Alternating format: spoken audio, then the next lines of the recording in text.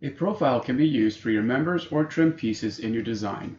Envisioneer has a default group of profiles already created for you, but you can add or create your own to help give your designs the custom look you need.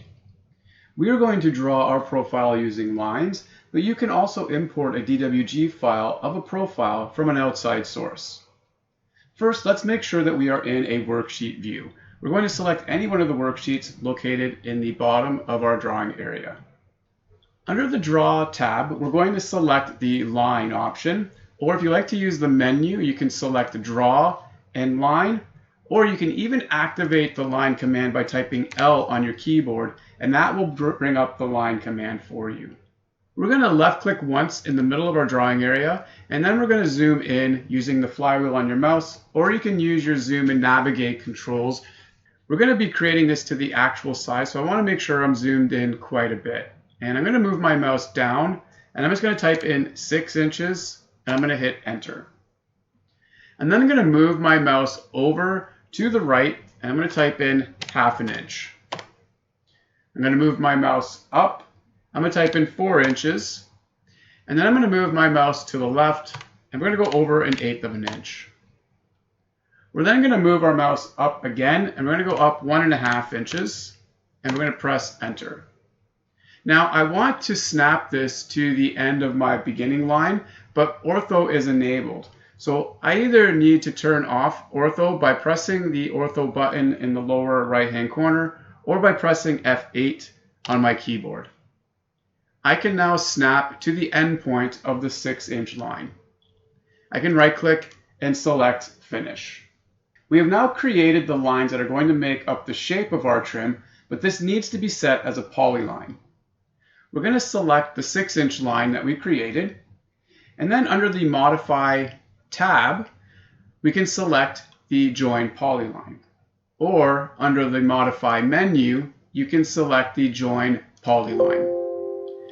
Once you select the Join Polyline, a message will come up asking, do you want to turn this into a polyline?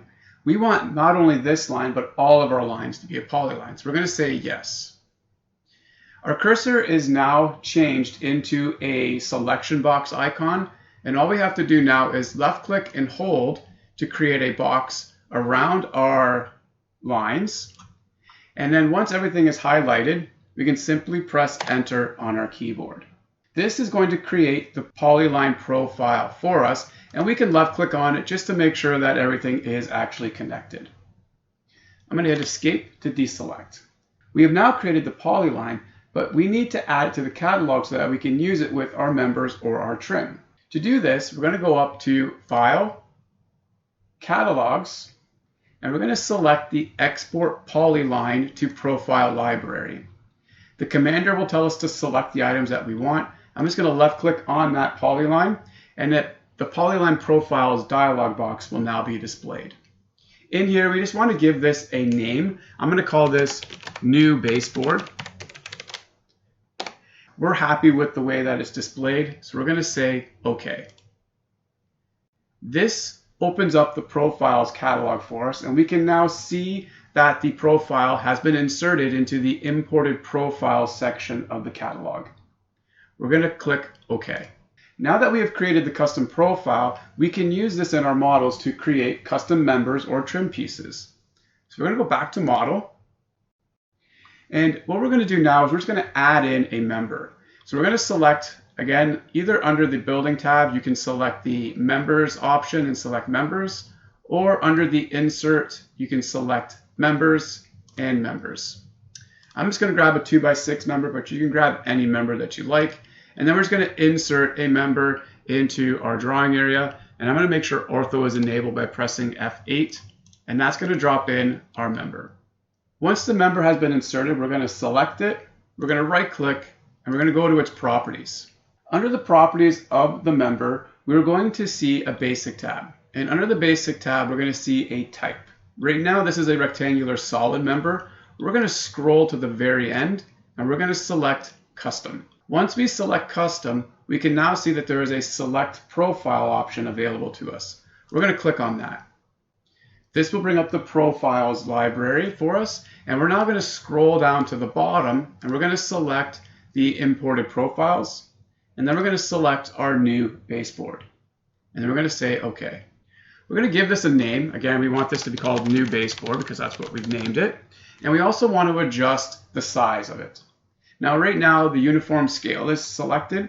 So no matter what I change, it's going to do the same for the X or the Y value. So I want to uncheck that. And I want the actual width to be 1/2 inch. And I want the height to be 6 inches.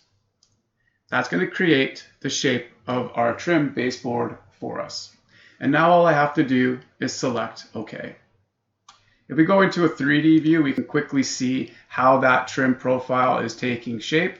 And we're just going to turn that into a rendered outline view. And we can see our trim has been added in. I'm going to go back into 2D. You can also apply this profile to a trim piece that is a part of the catalog, so that you can use it in any of your future drawings as well. To do this, we're going to go up to File, Catalogs, and we're going to select Element Manager. Under the Trim section of our catalog, we are going to add in a new trim. So we're going to scroll down to Trim, and we want this to be a part of our baseboards. So I'm going to select under Baseboards. I'm just going to grab one of the trims that closely matches the size and shape of what I'm looking for. And then I'm going to right click and I'm going to say Add Element. Underneath the Add Element, I'm going to give it a name. Again, we're just going to keep with the name of New Baseboard. And then under Profile, again, we're going to change it to be the new profile that we've created. And that's going to be underneath our Imported Profiles, New Baseboard, and we're going to say OK. Again, you can change the size here if you would like. I'm just going to keep mine as it is. And then all we have to now do is simply say OK.